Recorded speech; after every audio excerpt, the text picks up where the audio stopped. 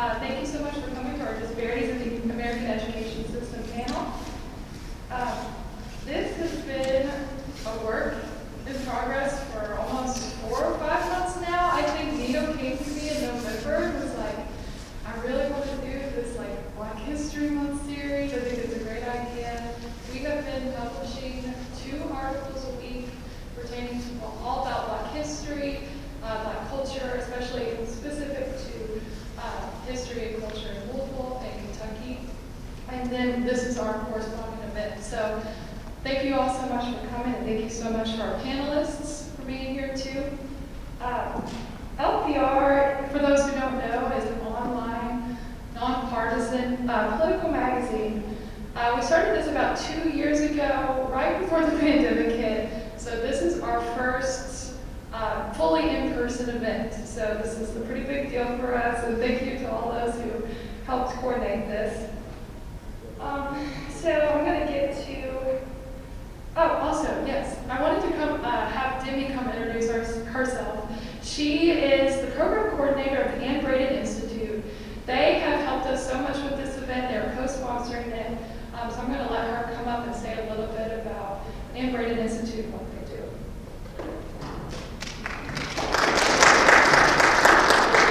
Good afternoon, everyone. Again, my name is Demi Morton, program coordinator at the Ann Braden Institute. We were so excited that the Louisville Political Review reached out to us. We're always excited to engage and collaborate with undergraduate organizations and also graduate organizations that are really trying to bridge the gap between research and community activism. I think this panel is a testament to that, as we have a researcher here that I'm seeing from the program. And so we are just, very excited to be able to co-sponsor this event and look forward to doing more with the undergraduate community here at Louisville.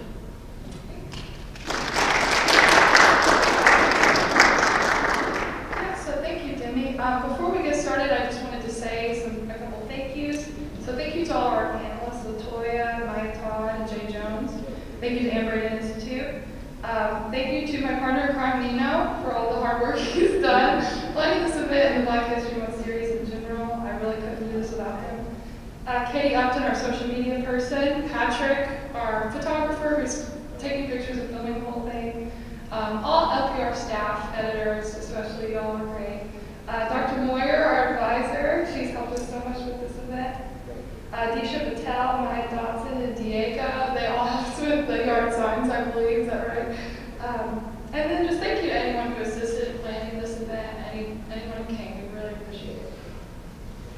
So I'm going to introduce our panelists now, and then as I introduce you, if you want to just walk up at that time, that would be good. So first we have LaToya Whitlock. LaToya Whitlock is a native Louisvillian. She is the Jefferson County Public School and University of Louisville graduate. She has experience working in JCPS. She's co-founder and executive director at the Decode Project Incorporated, a nonprofit organization with the mission of making literacy available to Black students. Thank you, LaToya, for being here.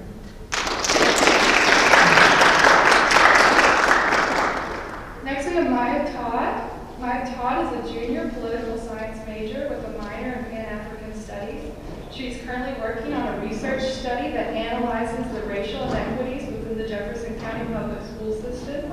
After she obtains her undergraduate degree from the University of Louisville, she plans on pursuing a master's degree in political science. She'll also be presenting some of her research here today. Thank you, Maya, for being here. And last, we have Jay Jones Jr. Jay Jones Jr. is currently serving as an associate middle school principal in Fayette County Public Schools. Prior to his current role, he served as an elementary principal, administrative dean, music teacher, and orchestra director. He studied music education and arts administration at the University of Kentucky, and later received his MA in music education from Eastern Kentucky University, and another MA in educational leadership from Morehead State University. His wife of 17 years is a school library media specialist, and they have a 15-year-old son. Thank you so much, Jay, for being here today.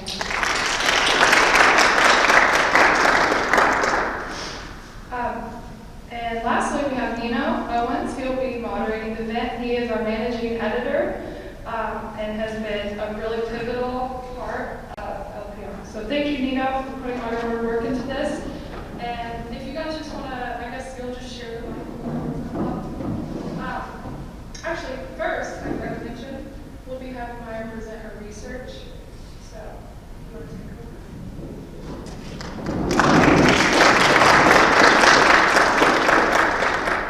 Thank you, Julia, for that introduction.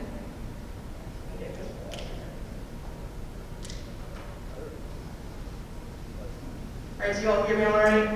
Perfect. All right, like Julia said, my name is Maya Todd, and I'm a political science major here at the University of Louisville.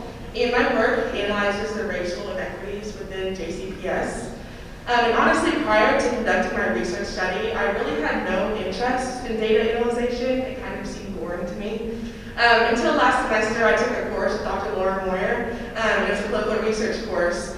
And I saw how data can be used to pinpoint issues, specifically to this in JCPS, and how data can be used to work to fix these issues. And I've just grown to love analyzing data, and I think that using data can really fix the JCPS problems below the surface. So first I want to talk about segregation.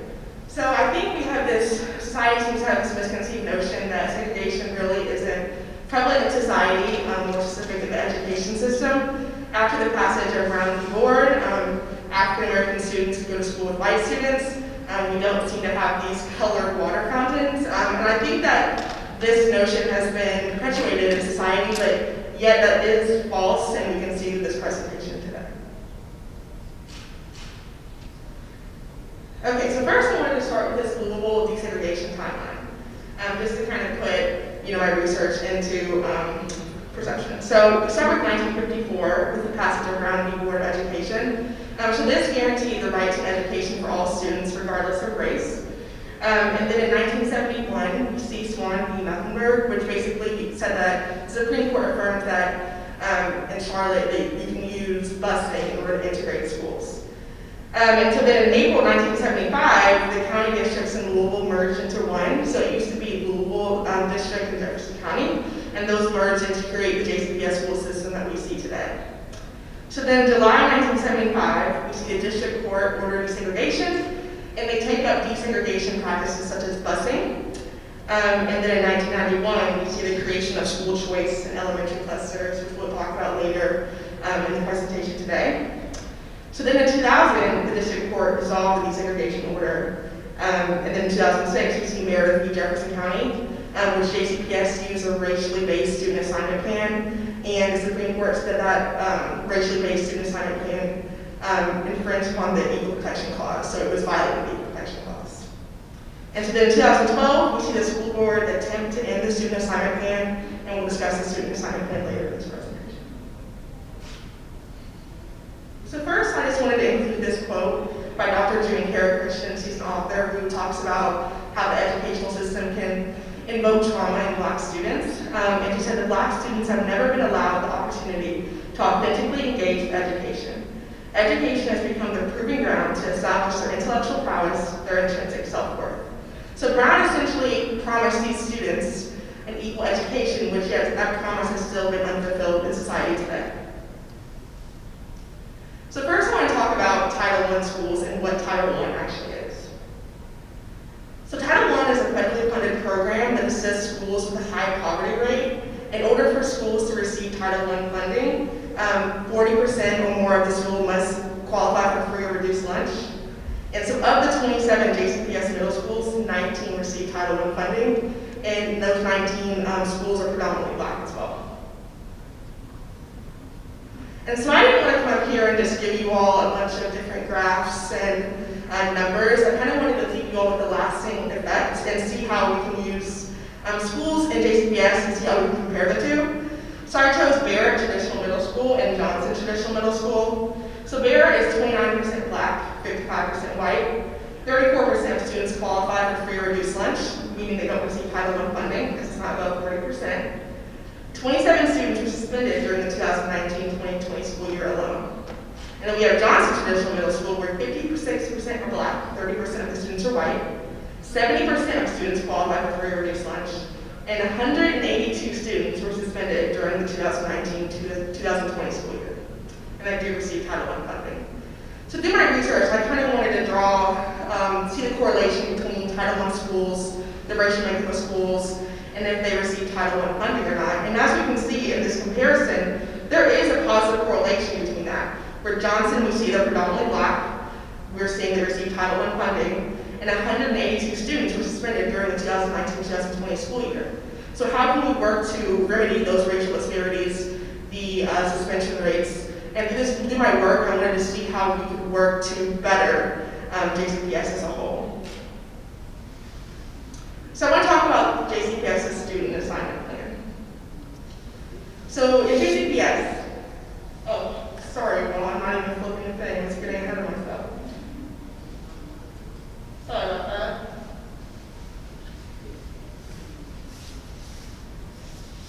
I forgot I didn't have this movie.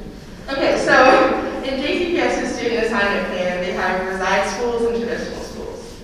So reside schools actually don't sound like what they are. So JCPS students are assigned a school based on where they reside, and that school doesn't necessarily mean that it's close to their neighborhood school. It's based off where they live, they can be assigned to different schools. If you're in the West End, it could be in the East End. But typically, schools in the East End, students in the East are able to stay in the East End.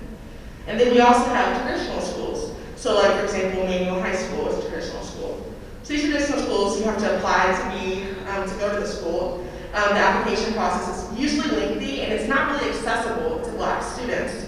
The wait lists are long, and there also seems to be a large amount of exits within these traditional schools, meaning that students can be dismissed for simple things such as a minor infraction, which it seems that a lot of African American students are being exited from these traditional schools.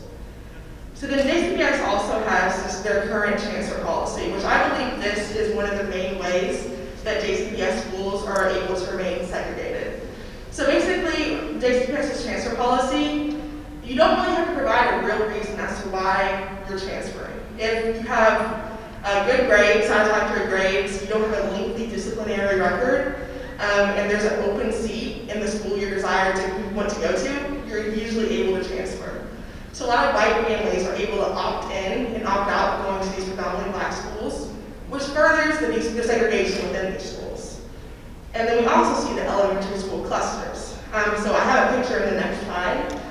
So these elementary school clusters are basically based on where you reside. You are given a cluster of elementary schools that you can go to. And this is JCPS's attempt at integrating these schools. But again, through the transfer policy, these families are still able to opt in and opt out of going to these predominantly Black schools, furthering the segregation within schools.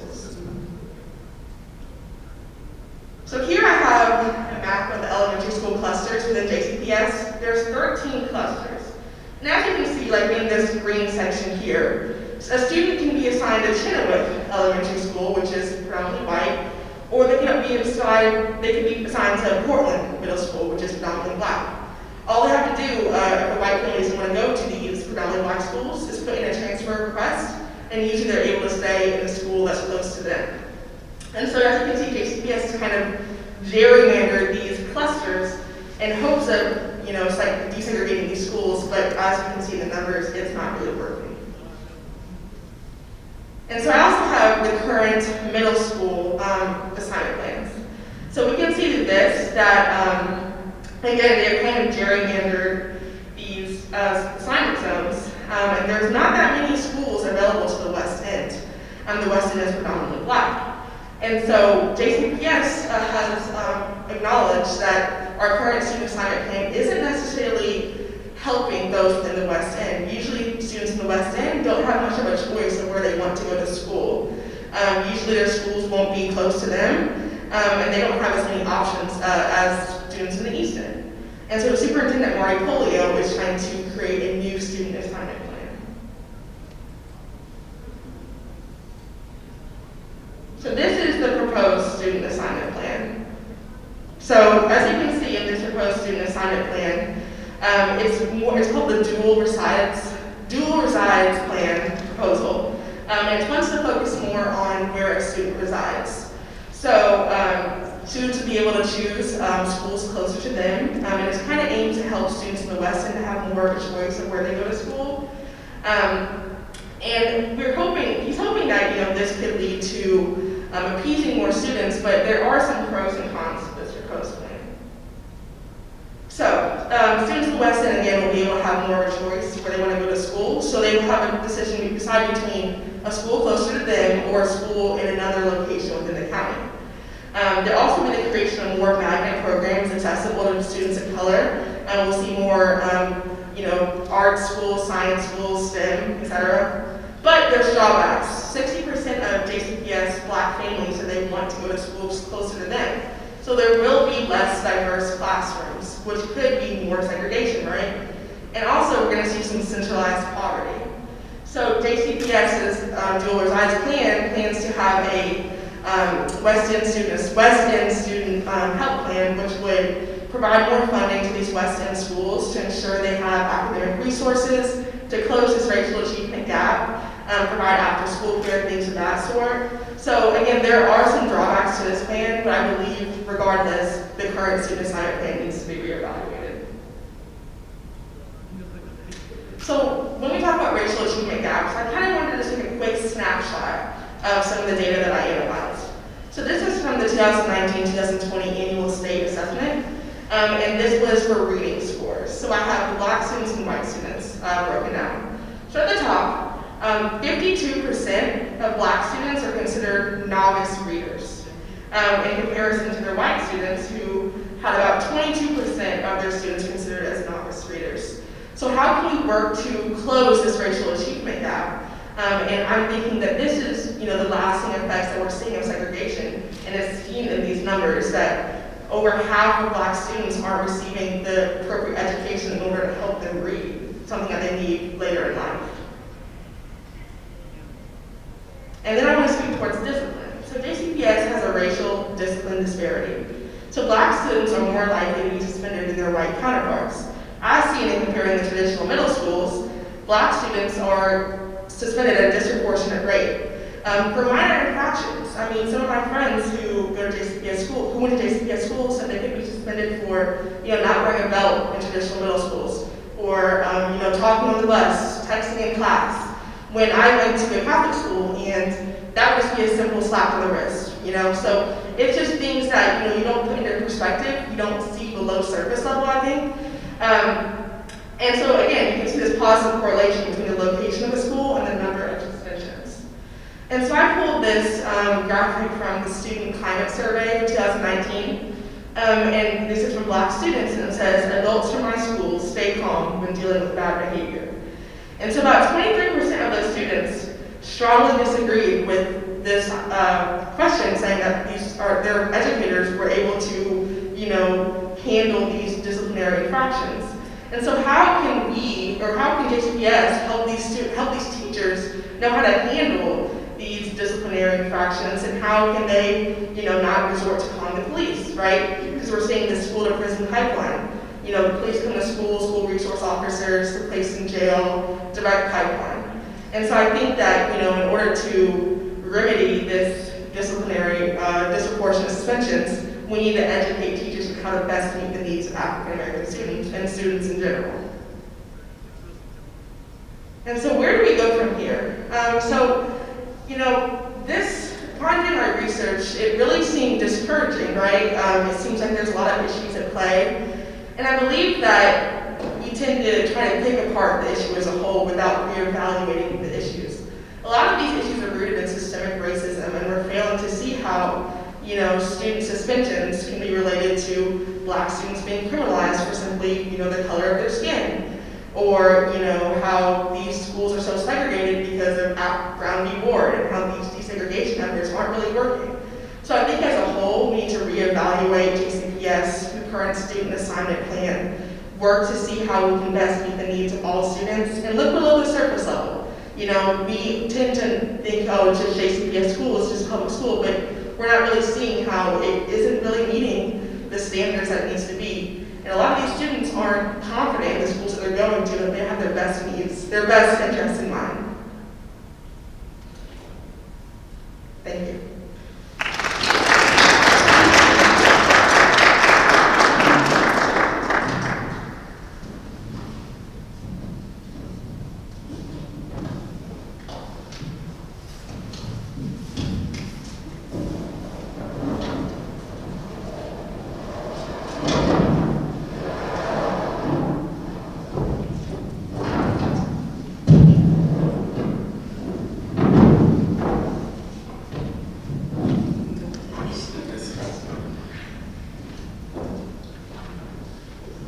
Hello, everyone. Welcome, welcome. Before we get started with our panel and our questions, I would like everyone here to learn a little bit more about our panelists. So I'm going to ask everybody on the panel to give us a fun fact just about yourself or about your life that we otherwise wouldn't know.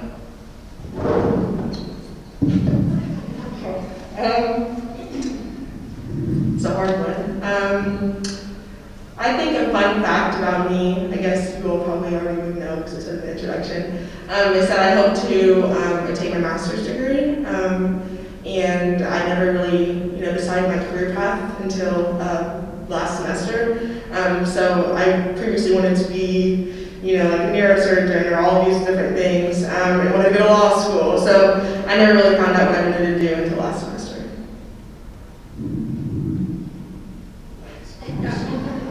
Well, thank you. I guess a fun fact about me would be that I am a proud West End resident, born and raised. I just purchased a home there not too long ago. And I attended all the schools that you mentioned. Not all of them, but Chenoweth and Johnson Traditional. So I feel like you read my diary. First of all, thanks for having me here today. Appreciate the invitation. Fun fact about me, I collect school buses. Last count, I had about 65. They're all in my office at my school. I'm at a middle school, but they still want to pick up the buses and play with the buses. I have remote control school buses, Lego buses, all types of buses. So it's probably the funnest thing. It kind of throws parents for a loop when they come in, like, oh, there's school buses. Well, I'm going to go ahead and get us started. We're going to jump right in. Our first question is going to go to Maya first. And the way this is going to work is I'm going to pose a question to one of the panelists. And then after they answer, everyone on the panel can discuss the question. So the first question is, racial segregation has been prevalent in Louisville schools for their entire history.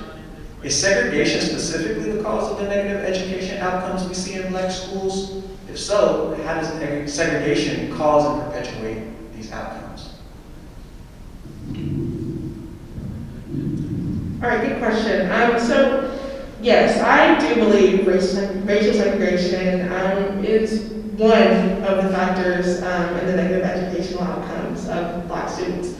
So as we're seeing after Brown v. Board, all these desegregation efforts, we're still seeing the lasting impacts of Brown v. Board, right? And so it's furthering the racial achievement gap. I didn't include some of the graphics in there, but some of these teachers in these predominantly Black schools are fresh out of school, right? They haven't received their master's degree, which that doesn't mean they're not qualified to teach. But we're just seeing a lot of these racial achievement gaps, I'm saying. And so, again, yeah, I do think that segregation plays a big role in that.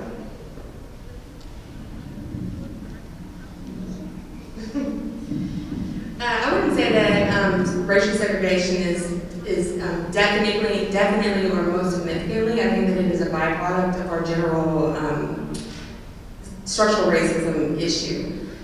We talk about historically marginalized communities in schools. Louisville is the fourth most segregated city in the entire country, and we're not very large as a community. We also have been the last school to adopt some of the Brown v. Wade integration policies. There was a threat for the federal government to come and to help us. In fact, one of the schools I attended, if you look in the Cure Journal archives, one of my I wouldn't say professors, but one of my advisors when I was in high school was holding a picket sign asking for there to not be integration in schools. That was only in 2000. So culture eats policy for breakfast, lunch, and dinner. And even though we write something into policy, if we cannot penetrate the culture, I don't think that we'll see effective change. And I think that what we're experiencing is a result of that. When I think about racial segregation in schools, I think we really have to think historically, like she said, and think about it from a policy standpoint, a broader standpoint. To me, a lot of this segregation, when you think about school segregation, it reflects neighborhood segregation. Also, we need to think about some of the historic housing policies that have been in place. We have groups of people who are forced to be and stay in certain areas. And so then, we have the creation of a low-income neighborhood, all of those students end up going to a struggling school, so you have a building full of struggling students, and it becomes difficult for that school to meet all the needs of that student body. Even with the Title I funds, I've always worked at Title I schools, it doesn't really level the playing field. It helps. We'll get more resources, we can get more staff, but the neighborhoods are basically constructed in a way that everyone is placed in one building. Everyone in that building has a whole list of needs, and it's just physically impossible to meet them all. And it's a lot of pressure on the staff to meet all those needs. You know, I may have a class where 80% of the students are working below grade level, and then we expect the teachers to get them all to grade level. You know, but for that struggling student, for them to meet grade level, they'll have to grow 1.5 to 2 times the rate as their counterparts. So I just think we need to really think about housing policy and how different groups of marginalized people are, you know, still segregated in the same areas, and it just, you know, prolongs those disparities that we know have been going on. So our next question is for LaToya. How important is it for Black students to see representation in educational staff, and why? I think it's important for any student to see themselves represented in leadership roles and to see themselves represented in history, in education, as the educator, as a learner, as a scholar, but then also as a person who helps to write the books, the people who are able to draw the through lines across history, across our educational platform. And so I think that if you cannot see yourself aspiring to become such a thing, then it almost is just a figment of your imagination. The other piece of that, especially around education, since we're mentioning classroom settings and segregation, if you don't have an educator who represents you in the classroom, there's a part of you that also feels a sense of being misunderstood, right? So in the West End, if you hop on the Washington Expressway to go to your school and become a teacher, an educator, and then you hop back on the Washington Expressway to go back to work in the neighborhood, if I'm mentioning a convenience store or a church or a restaurant that I pass on my way to school in my conversation, you don't really understand and appreciate my narrative because you have no point of reference for it. So it's definitely important not only to have educators that look like you, but people who have some shared experiences in the front of the classroom. No, I agree. We all know kids, they appreciate having someone in front of them that looks like them and shares those experiences. I know even at my school, we're predominantly African American and Hispanic school, and we had a new administrator join our group this year, and she struggled a little bit with the population initially, and she couldn't quite understand, well, Mr. Jones, they'll just listen to you. I'm like, well, not all the time. But she just started paying attention to my interactions with them. I just had a rapport with them, and I kind of know some of the lingo, not all of it. I know some of the lingo, and I really take time to build relationships with those students. And so she has to work a little harder at that, which, I mean, that's just the nature of it a lot of times. But it really comes down to that relationship piece at the end of the day. It's good to have a teacher that looks like you, but there are teachers who are white or whatever, and can have a positive impact. When I look back over my childhood, a white lady was my most memorable teacher who made the biggest impact in my life, who went above and beyond and did some things for me and got to know my parents and my siblings and everything. So it can be accomplished. I just think we have to be mindful of our background, be mindful of the backgrounds of the students we're interacting with, take time to get to know them, to understand them, not to put up a front like, I know everything about you, but you do have to take the time to understand the population you are serving. And part of that is stepping out of your box, increase your circle, increase your network, you know, and so that you can start to move some of those biases aside and really get to understand that, you know, it's okay. Someone doesn't look like you, doesn't have the same background and experiences as you, and that we can value those things and appreciate those things about each other. Yes, I agree, and I'm kind of on the other end of of this. I didn't even have a Black educator until I came to U of L. That I'm just kind of speaking from the other spectrum. Throughout my educational history, I've always felt like I had to prove myself in the classroom. I would try to run for student government roles, class president, all of these things. I was overachieving. And then I came to U of L and, I had my first Black professor and I was like, wow, I felt comfortable. I'm in a classroom with people who look like me.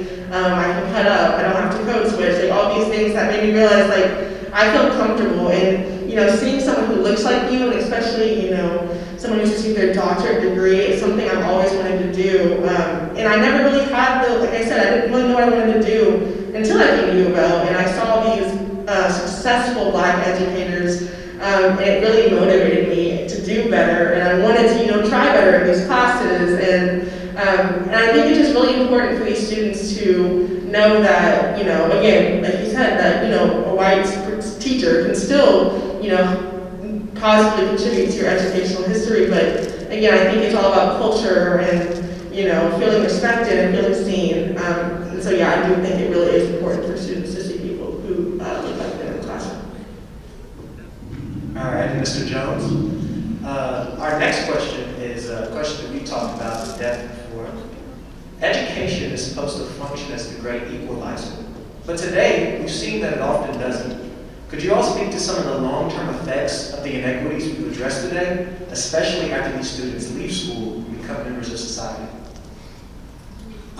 Education is the great equalizer. That is the hope. That is the plan.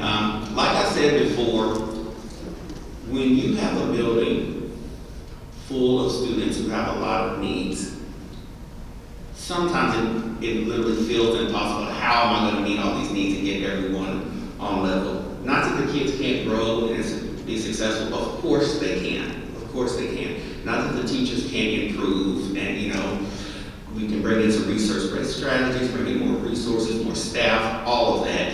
But it is very difficult. I'm just going to speak from the heart here for a minute. At the previous school I was at, the majority of our kids were not kindergarten ready. But you could go 3 miles down the road and 95% of those kids were kindergarten ready. And so literally 3 miles down the road. And so you're starting, from a year or two behind already. And it is a tough battle. It is a tough battle. It takes an emotional toll on you. It takes an emotional toll on your staff. And sometimes I go home knowing I'm doing the best I can, but I'm not meeting everybody's needs. I'm just going to be completely honest. I know going home sometimes kids are not getting everything they need because we literally can't pour enough into them and get enough support. There's not enough time in the day. Are they growing? Yes, they're growing. Are all of them making their grade level expectations by the end of the year? They're not. They're not. And so the school will do the things we need to do to help meet those needs, not just the academic needs, but also those non-academic barriers to success. We do all of those things. You all know school now. We're the clothing bank, we're the grocery store, and the hospital, everything we do. So we're doing all those things to provide wraparound services for the students to help level the playing field. But it is still very difficult. It is very difficult. And again, not that the student's not going to make it. I come from a home, neither one of my parents graduated high school. So it can be accomplished. I know it can. But like that teacher I mentioned, people say that every student is one adult away from being a success. I had that one teacher, she believed in me. She took extra steps for me. I'm sure she did for other kids as well. And so every day I just go home and I pray and believe and I hope that what we're doing, maybe I don't see the benefits right now, but down the road, maybe something I've said, something I've done has made a difference. They'll remember that it may not be till they're 19 or 35. You just have to hope and do the best you can every day.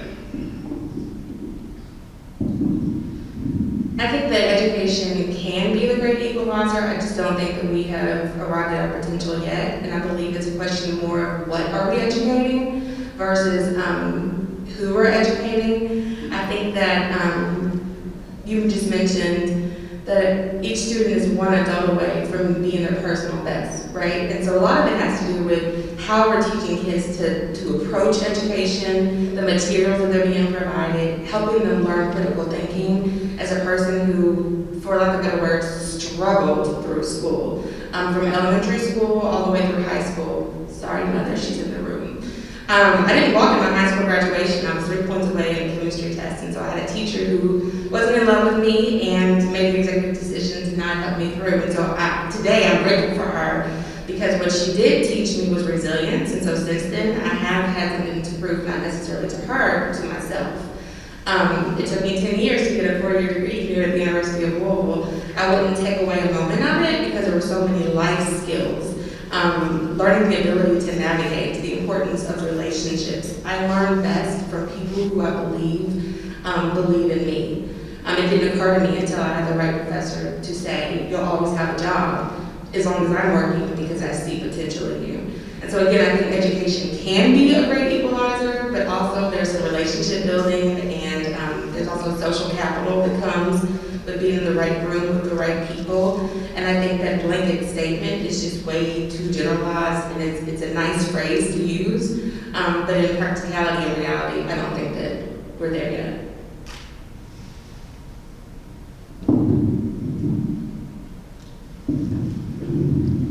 I agree. I think going off of that, I think it's more about, what you're being educated in the classroom, as well as outside of the classroom, right?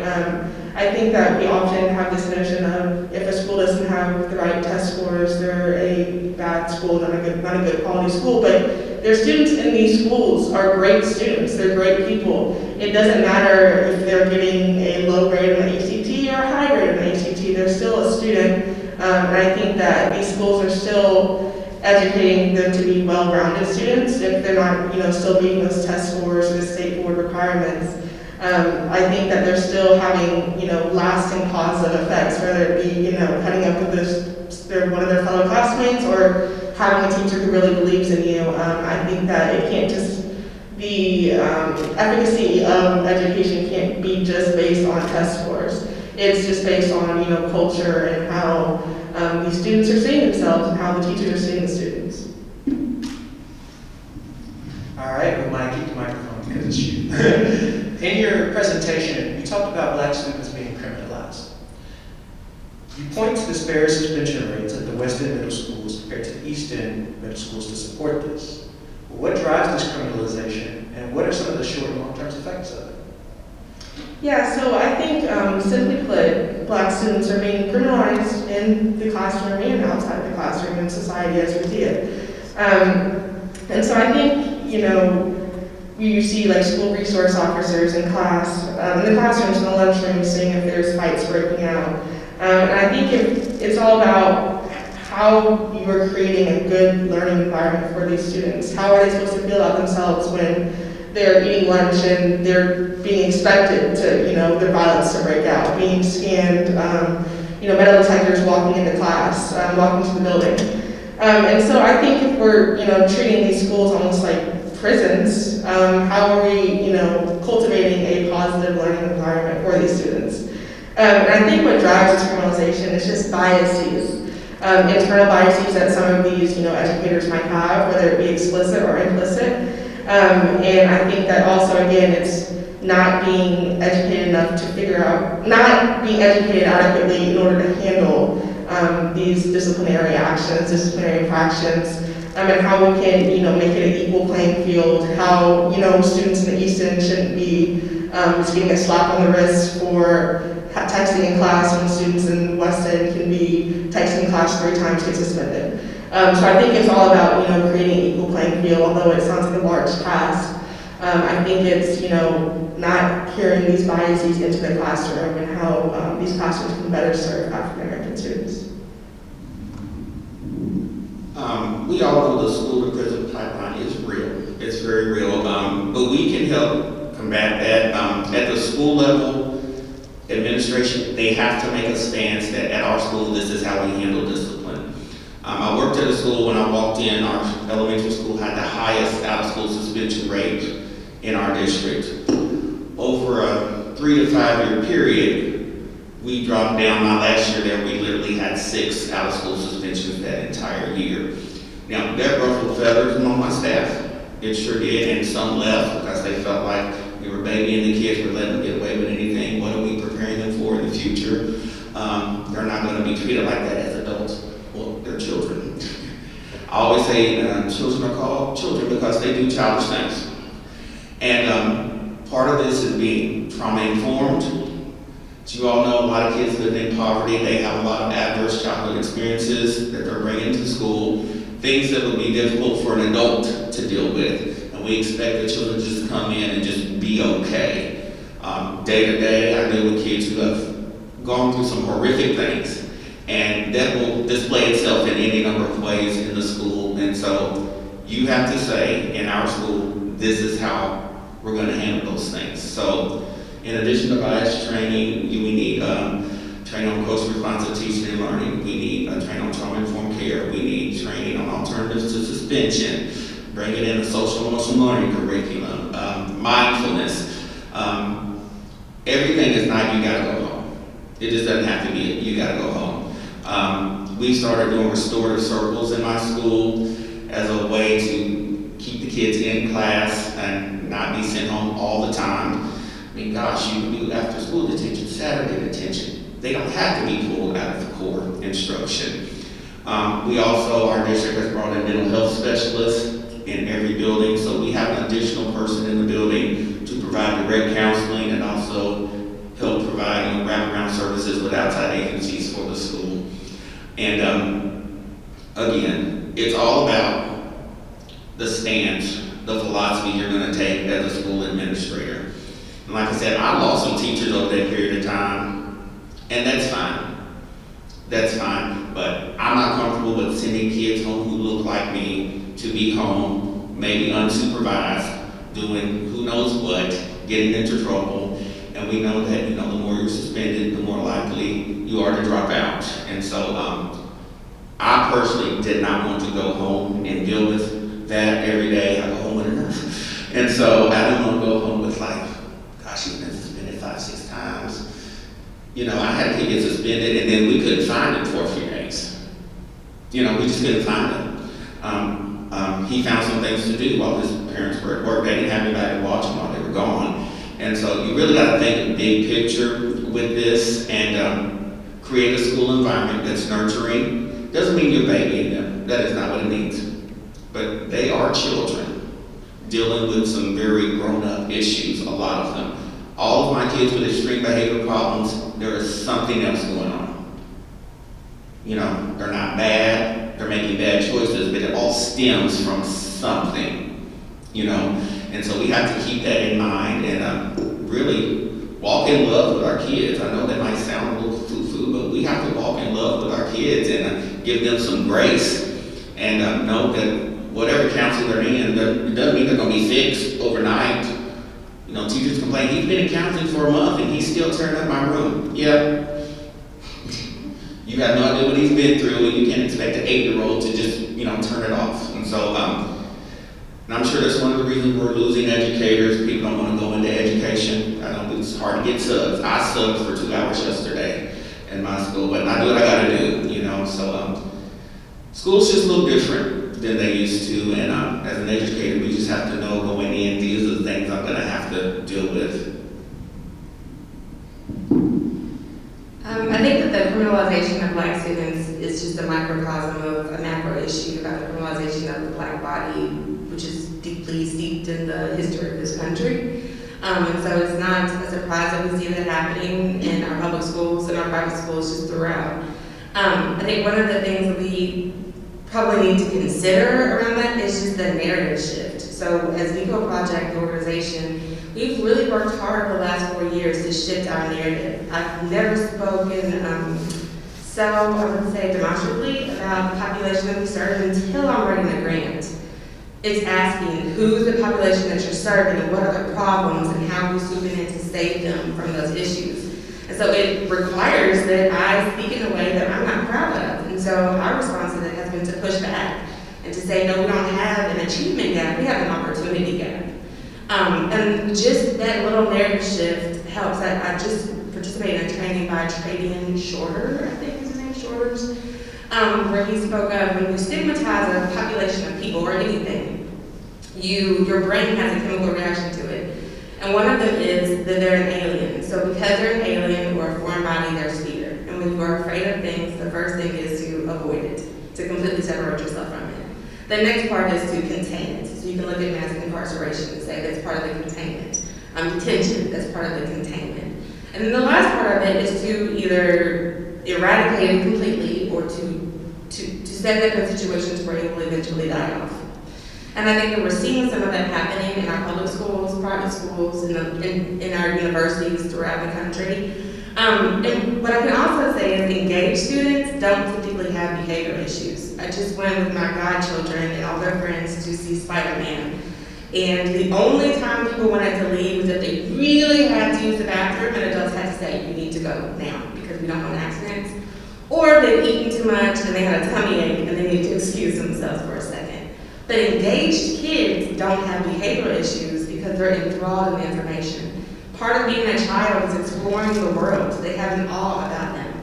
It is our job as educators to make it engaging enough to where kids would rather be focused on the material that you're trying to impart and the knowledge you're imparting on them than tapping their neighbor around them. Decode Project was done out of necessity. I had students who were leaving the classroom not for behavioral issues, but because they had academic challenges that weren't being addressed. And so if you can't read, you kind of do what you can to escape the classroom. And they went from being afraid of consequences to looking forward to anything that would bring them relief of being in the classroom. And so that's where the adults in the room probably need to put our brains together and figure out how we can create an environment that's built around what's best for children and not what's best for the adults in the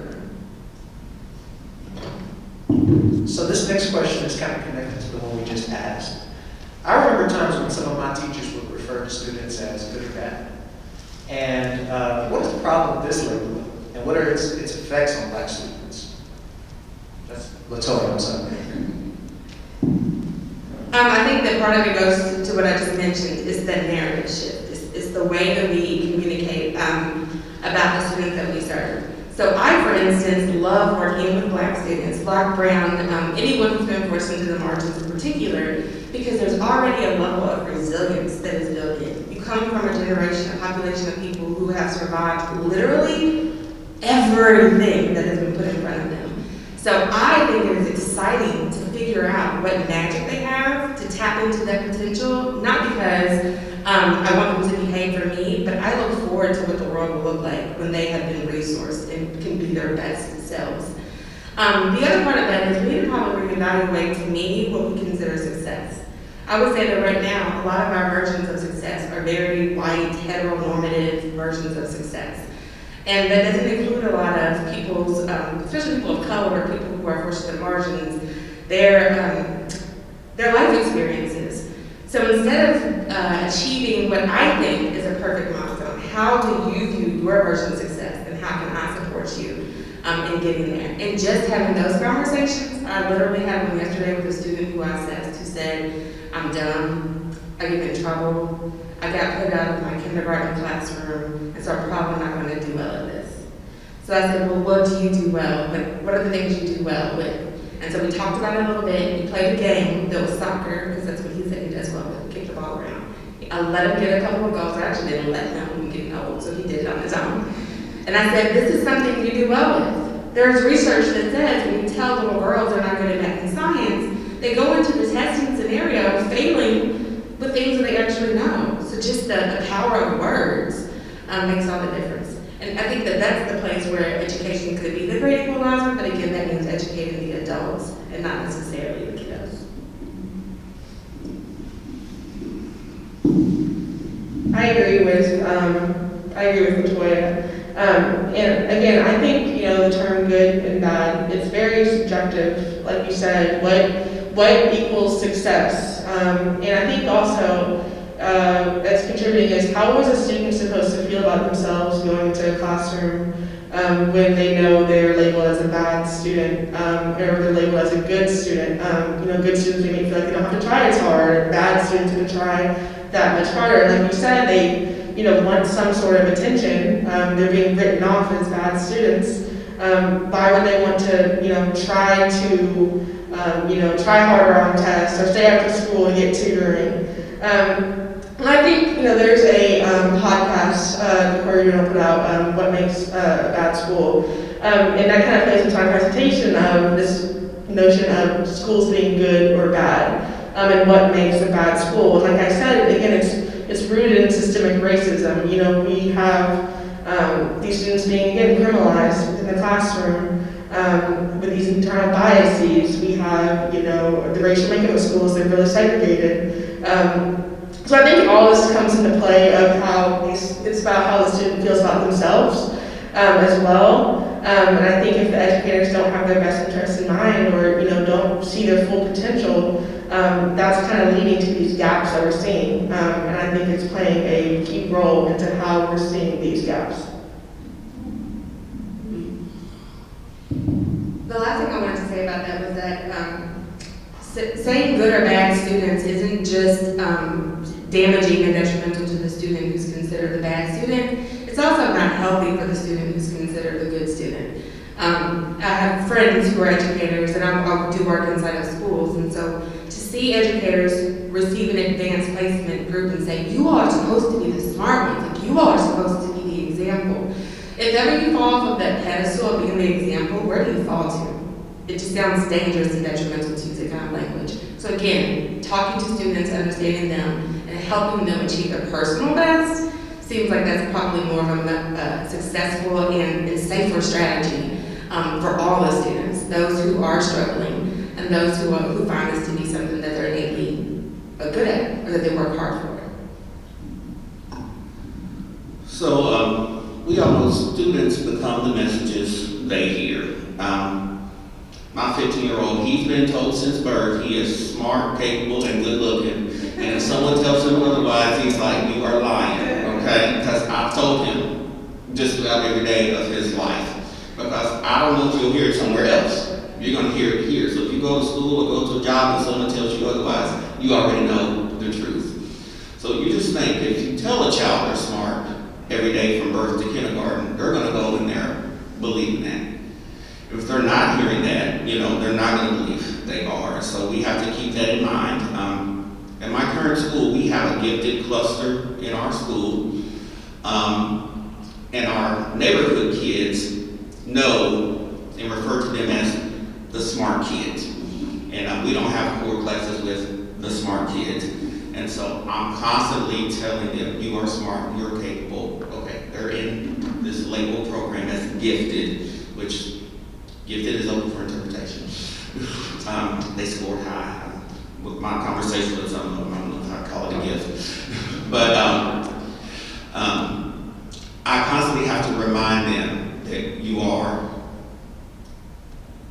you're going to do this, you're going to be successful, and we're going to celebrate the growth along the way. Like I said, they may not make it to grade level by the end of the year, but if you go up 1 point, we're going to celebrate it. You know what I'm saying? Or for some of them, you didn't go back. You maintained. We have to celebrate that success along the way and let them know, maybe you didn't grow at the same rate as someone else, but you're growing. I don't believe there are bad kids. I just don't believe that. Something has impacted that behavior. Something that was not godly has impacted that behavior. And like I said, I pray every day, Lord, help me to go in there and be a vessel, to be a witness to these children, that they see something and are just a little further along today than they were the day before. So on this last question, this is to you, Mr. Jones. I want to be pretty quick because I want to save some time for the audience to ask you all questions. But we've talked about a lot of problems today. Are there any solutions available to the issues we've covered? What will it take to address these problems? You said be brief. As far as diversifying staff, that's something we definitely need to do. And I know a lot of times we say, well, there's not a pool of minority candidates. I know in my district, if the person chooses to, they'll mark if they're a minority candidate or not. Interview the minority candidates. I mean, it's amazing sometimes. I'll be asked to sit on interviews at the district level, and I'm like, okay, I think I'm here to be the minority vote, but there's only one minority in the 10 people we're interviewing, you know, and so we have to have the door opened for us, and there's bias in that interview process. I'm just telling you, if you're LaQuisha Johnson, I'm telling you, you may get written off before you get in there. I mean, that's a shame, but that's just the truth of the situation. And so we have to recognize those biases, face them head on, intentionally diversify our staff to help combat a lot of those issues. I would say that I am extremely hopeful for the future of education. I wouldn't say that I'm necessarily optimistic, but I'm hopeful because I work with young people who have been seen as struggling students, who are so bright and so creative, and I feel like the future will be bright when I see them as leaders. I think that one of the things that we could probably do to help render that expertise that kids give us is take a note from them and have an imagination. Imagine a school system that doesn't already exist.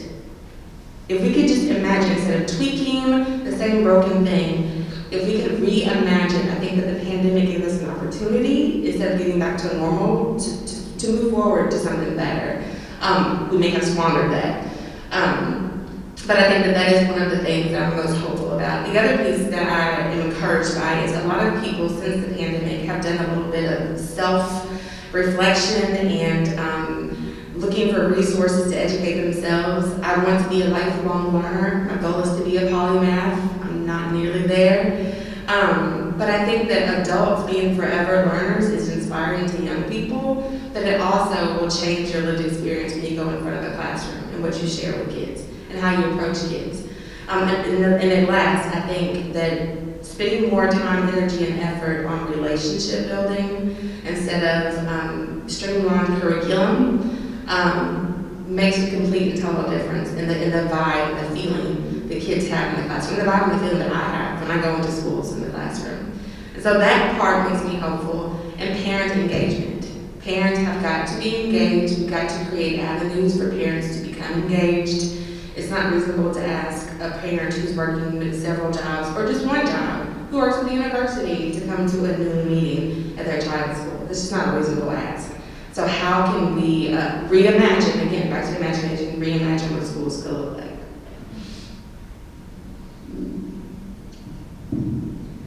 I agree with all of that. I think it's important to diversify educational staff, reimagine, a different type of school. And I think also it's what we're teaching teaching these students, whether it be curriculum or teaching them about themselves.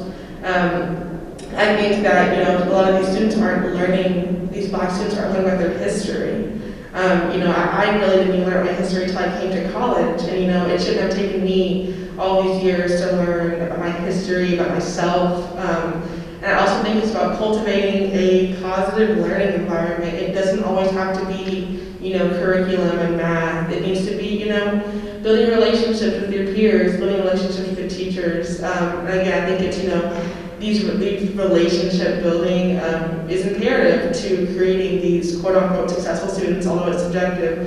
They want to work harder, they want to, come to class, they want to learn, educating them. Learning is a tool, learning is a blessing, receiving education is a blessing. And I think it's just, motivating those students to want to come into the classroom and, sit down and learn and, build these relationships that they wouldn't have otherwise.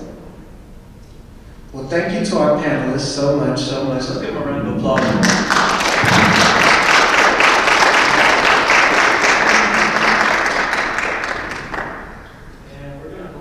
We're going to open up to some questions from the audience.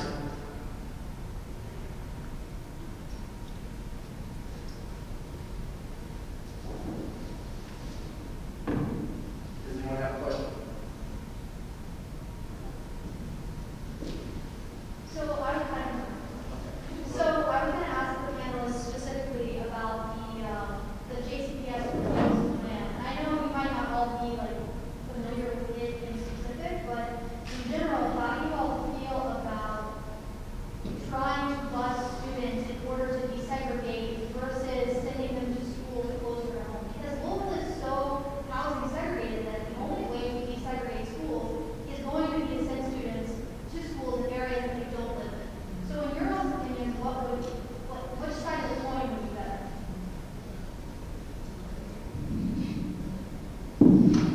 It's really a question that I've been asking myself probably for the last year and a half.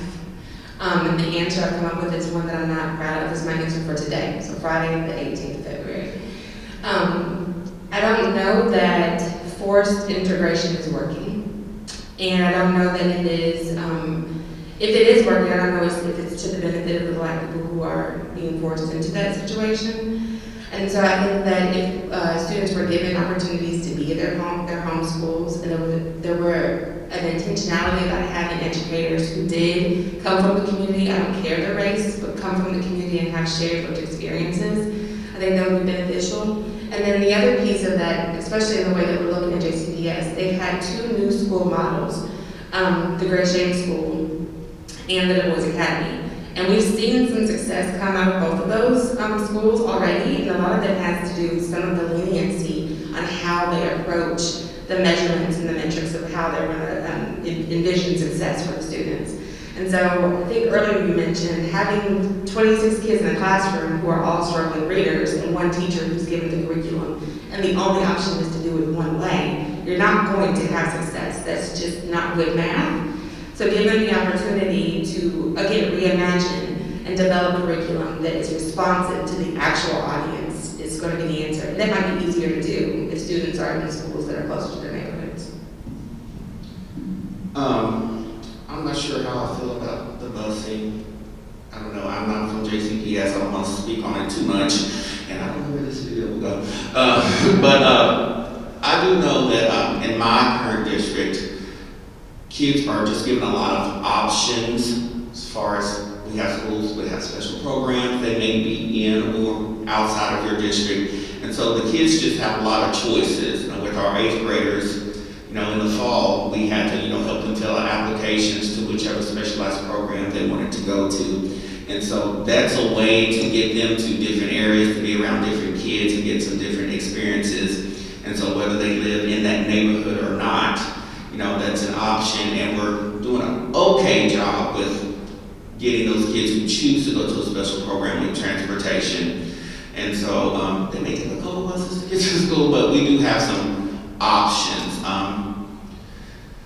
That's not a long-term fix to anything, but our kids at least do have some opportunities to go somewhere. If their homeschool doesn't have that particular career pathway, they do have an avenue for something else. My son goes to a specialized program that's outside of our district, so and he wouldn't be there otherwise. And so giving those options that are open to any and everybody, I think is a good thing.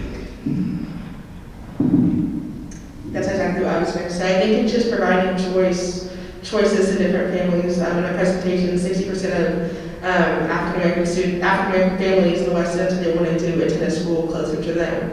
So I think, again, it's just giving, not forcing these students in the West End to be bused, not forcing them to go to schools 15 miles away from them, not waking up at 5 o'clock in the morning to catch a bus to go to school and then walk. It's just like, providing families with choices about education and how to educate their children, I think is important. So again, I don't really, think that busing is a good fix. I don't think this forced integration is, working at all, but I think just providing parents the choice in how they want to educate their students and what they think the best plan is for that.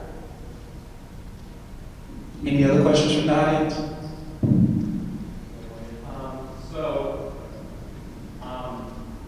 That was a question on kind of how to integrate schools, but that seems like a very difficult long-term situation. So, while we're working on that, you mentioned the phrase walking along with students. Is there suggestions for educators or are there models or studies on how best to attain that? Well, first of all, it is difficult. It is difficult, and I think educators really have to be intentional about what type of school they want to work at, is the thing. I have let go of teachers who are good teachers, but just weren't the best fit for our population of kids and have gone somewhere else and been very successful. So it takes a special kind of person to be at an urban school, at a high poverty school, and want to, deal with the day-to-day that comes along with that. And so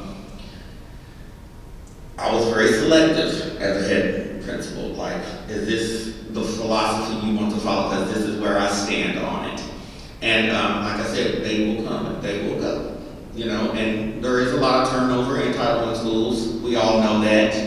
But there are those teachers who stick it out and are willing to just walk in love with the kids and celebrate that growth and do all the extra things that we often have to do. But I'm telling you, not everybody's built for that. Not everybody's built for that type of environment. And I tell my teachers, if you're not built for this, that's fine. And I'll write you a recommendation to help you move on. Because if you can't emotionally handle it, like seriously, like that's fine. Doesn't mean you're not a good person, not a good teacher. But you have to get yourself in the right spot to do the work that needs to be done. Title I schools are tough. It's tough. You really gotta want to do it. I want to push back on you just a little bit in that I don't think that it takes a special kind of person. I do think it takes a special kind of willingness. A willingness to learn, a willingness to stretch and grow. And I think that one of our challenges, because we are so heavily segregated, especially in our community, is that there's not a lot of experience working with Title I school, the population in the community outside of going to college, becoming the leader in front of the classroom, and then now you are imparting knowledge. Now you're the authority in the room. So there's a level of humility and a level of genuine relationship building that isn't required in order for you to become an educator thus far. And I think that's highly problematic, especially when we spend a lot of energy and money, emphasis on educational standards, but just not practical how to treat other humans, like human standards. And I think that's probably a character class, I'm not sure. At Deeper Project, we work a lot with our literacy mentors, and even with we have a lot of folks who've been in the classroom as educators that are now program managers. And many folks have been in tears, because they've not seen in an educational setting so much emphasis on relationship building and how our number one job is to keep kids safe and to get them to believe that they can until they can, right? What we teach doesn't really matter if the student doesn't believe that they're capable of it. So I think that the powers that be, and I don't mean like school districts even, I mean legislators who decide what kids learn and when they learn it. I think that they might need a course or two in what it means to educate all populations, but then also what it means to be in community, real community with all populations.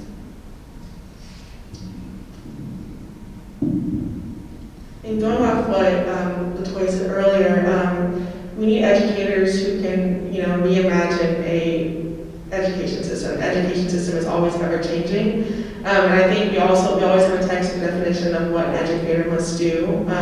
They must teach curriculum. Their only role is to teach. But again, it's forming those relationships. It's deeper than just arithmetic, right? And I think it's just, understanding that we need educators that are okay with the education system changing, okay with receiving,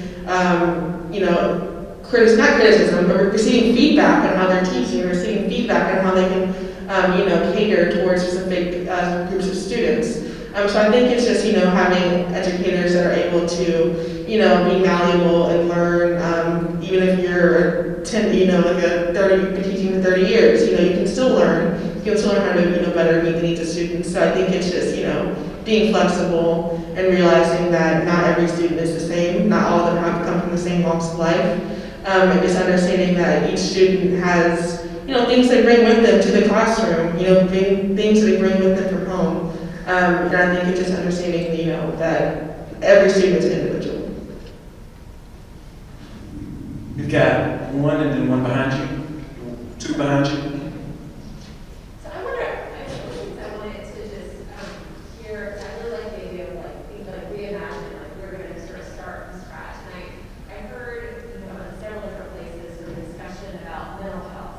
So both in terms of the kids, the students who are coming into school that they're bringing, but then also in terms of burnout and in terms of the educators who are in school.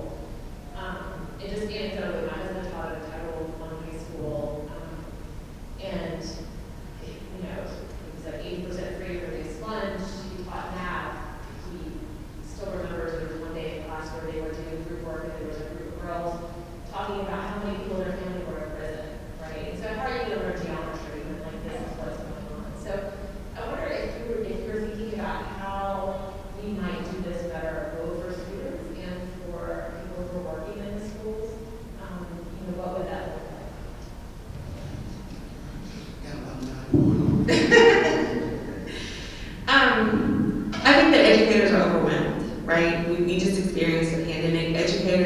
much like healthcare workers have been going nonstop and had to be really flexible in the meantime, slash being attacked sometimes by parents who just don't get it, or don't appreciate the craft of being an educator. And so I think that one of the ways to bring some resolve around that is to create an environment that inspires people to want to teach. Because right now, it's not really a job that people feel inspired to do. We know that it's necessary and there is some joy in it, but that's not what we hear a lot about. It goes back to that narrative. So eliminating some of the bureaucratic, paper-chasing, pushing pieces so that people can get back to the basics of fundamentally teaching people and not just numbers in the classroom. And that means seeing our educators as people and not machines also. But I think a lot of that goes back to people who get to legislate around education don't really have a lot of experience in education. So it's convenient to make a new rule that you'll never have to be the one to follow through.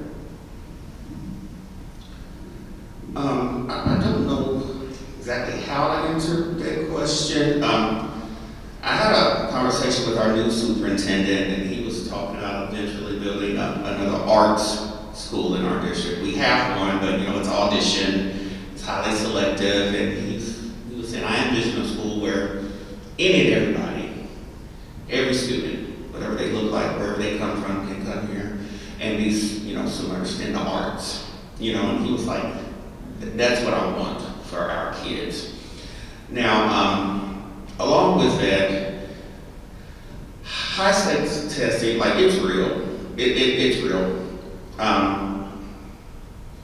My colleagues who are also at Title I schools, getting those test scores in the fall, it drives us crazy because we're all working hard, doing everything we know to do, doing the best with the resources we have. And but we also know that at the end of the day, your school's going to be judged by a score. I preach all the time, we're more than a score. I know that, my teachers know that,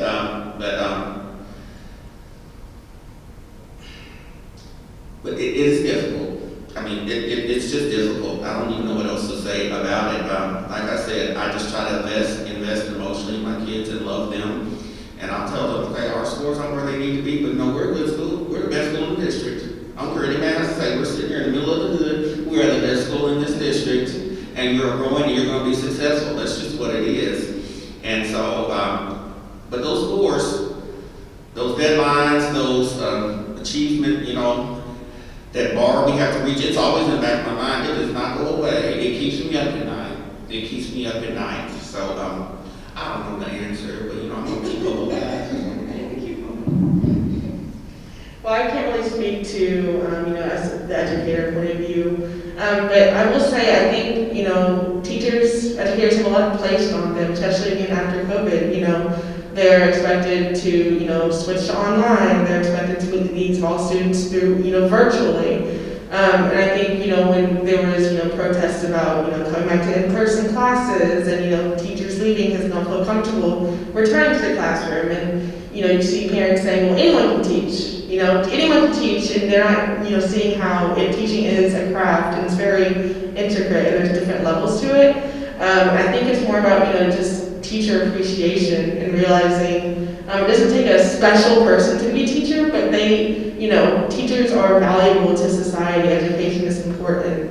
And I think once we prioritize the needs of teachers as well as students, we might be able to see, this environment, cultivating a positive environment from the classroom. Hi, I'm Todd. I'm filming Instagram Live, so I'm going to try to do this both. I know that a lot of state legislatures are passing bills basically requiring educators within the public schools to not teach anything controversial pertaining to race. I know that there is a bill in the Kentucky State Legislature right now pertaining to this, basically just an anti-critical race theory bill. I did all my schooling in rural Breckinridge County, and I can tell you that all the history that I learned was extremely whitewashed. How do Black educators go about a lot of these roadblocks roadblocks that are in the way in regards to curriculum and like teaching history that is accurate. I mean, I'm hoping that this bill in the Kentucky State Legislature does not pass, but hypothetically, if it did, how do Black educators go around that?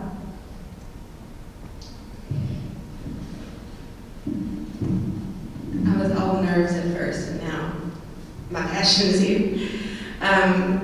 So a couple of things. One is in JCPS, there's a little over 18,000 educators. Only 5,000 of them, a little less than 5,000 are Black. So I think that the goal of it is to have everyone in agreement that this portion of history that is intertwined with all history, it happens simultaneously, is taught. I think it is a role of white allies. It is the role of any educator to teach the full breadth of history. And I think that leaving it up to parents to do that is very much how we got. They were in the same classrooms where they didn't get the full breadth of history in the first place. So if in fact teaching is a profession, if in fact there are criteria that you have to complete in order to be an educator, then let them do their jobs. Very rarely do we tell the surgeon which parts to cut when they're in the middle of surgery, right? And so I think that is part of the issue. I think also there's a level of organization with teachers, educators, and families that have to take place, because the people who are looking to ban and burn books and ban and burn different educational methods, they're very organized and they're very passionate.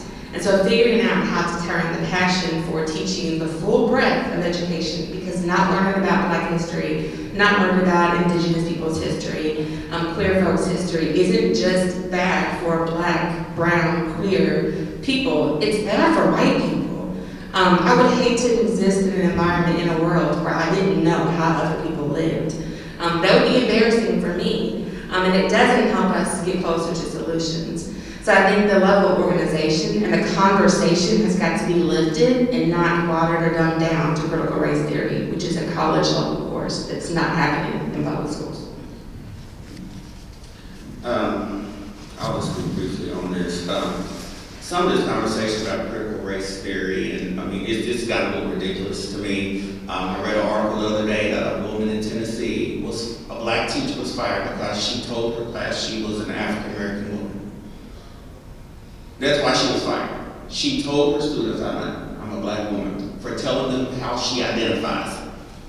You wouldn't be fired for saying you're gay or transgender or whatever else, That's how she identifies. So some of it's just getting a little silly to me. The idea of not teaching all of history, that's just silly to me. I've never heard anything like it. I mean, people all in an uproar about critical race theory. First of all, do some research, figure out what it is. We don't have teachers teaching that course. That is not happening. That is not happening. If you do your research on critical race theory, that's not what's going on in our classrooms. But like she said, how ridiculous would it be to just exclude parts of history and not tell the truth of our history as a nation, our history as a world? I mean, these are just sad times in a lot of ways for public education, that we don't want to tell kids the truth. They're going to go to college and get exposed to every view, every opinion. You may have a professor who you just absolutely don't agree with, I don't know. That's a tough one for me, but I'm a Black man. I know it. I'm proud of it. I will tell my students I am, and I'm not going to tell them you can't say who you are. I just think that's preposterous. I mean, I've never seen anything like some of this. I don't know what's going on. I mean, it's just ridiculous. I always refer to this as almost history a la carte. So we're picking and choosing what we're going to include in textbooks, what we're going to include, in the classroom, and honestly, it's setting a lot of these students up for failure, honestly, and I can speak to that myself. Going to predominantly white schools, if it weren't for my parents, I genuinely would not know any history about myself.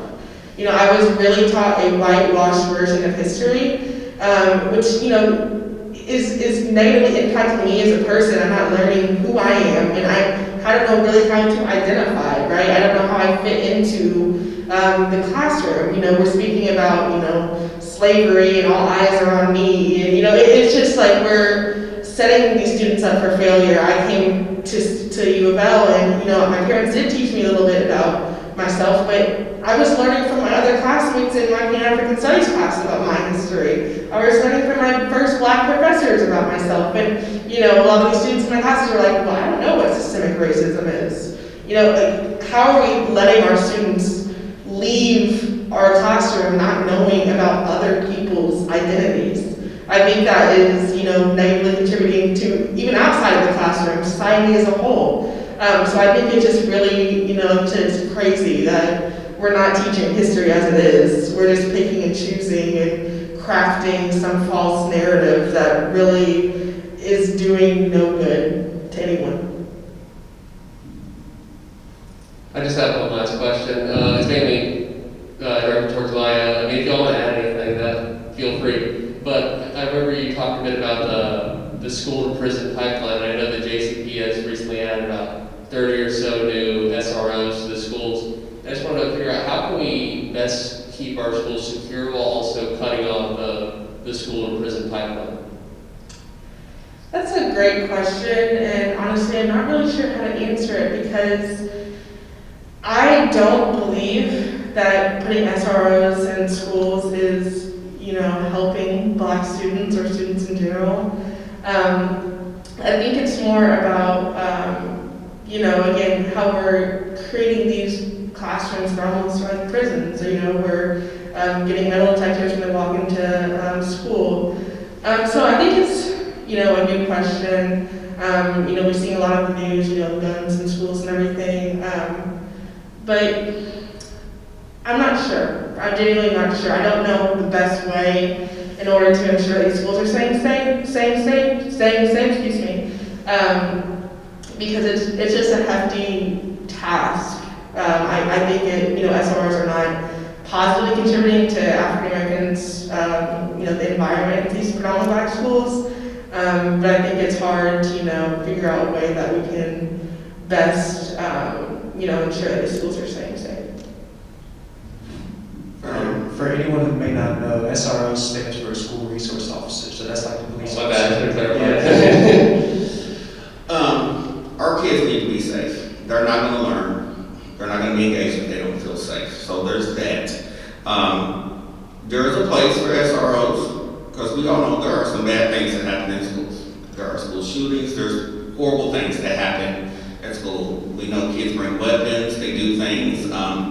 So there's a place for it. But I think while we're looking at SROs and their role, we need to also think about the other services that we're providing in school and keep those a priority.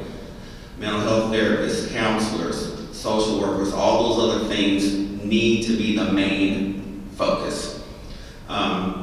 They have to be the main focus, and I think most of our funding should go towards that end of this, other than getting a cop with a gun in the building. Not that they haven't saved some students here and there, as we all know, but I think we need to do some preventative things to equip our kids to handle their emotions, to handle their anger the right way, so that we won't need the SROs as much. Like I talked about earlier, social emotional learning, it's important. Teaching them coping skills, anger management, restorative circles as an option rather than suspension, sending them home all the time. It's a school, it's not jail, It's a school. We're there to equip our students and train them up. And so I think we need to look at it on the front end and focus our funding there. I think that the idea of SROs is misguided. There was a recent survey that went out that said when young people, Black, white, brown, from all socioeconomic classes, they said that they didn't necessarily feel safe when they saw police officers, and this was like in the mall or just in places that they would frequent. We also know statistically that if a person with a gun encounters a person with another gun, there's more likely to be a murder or a shootout. So I don't know that necessarily it is meeting its purpose. I think that it is just appeasing for messaging's sake. And there are other, again, relational ways to combat a lot of what we see. And if we think about school shootings in particular, and mass shootings also, the schools that are being targeted with SROs aren't the population of people who are committing school shootings and mass murder shootings. So again, it's just the energy is given in the wrong direction. A lot of the guns that we are seeing in our schools are in response to issues that are happening in neighborhoods. So maybe if we put more energy and effort in that, and making sure that students are getting to and from school in a safe way, then we could redirect some of that financial energy and not bring another armed person. Because now what we've done is just added another gun to the classroom. Thank you. Thank you. Well, that concludes our panel. Let's give our panelists one more round of applause.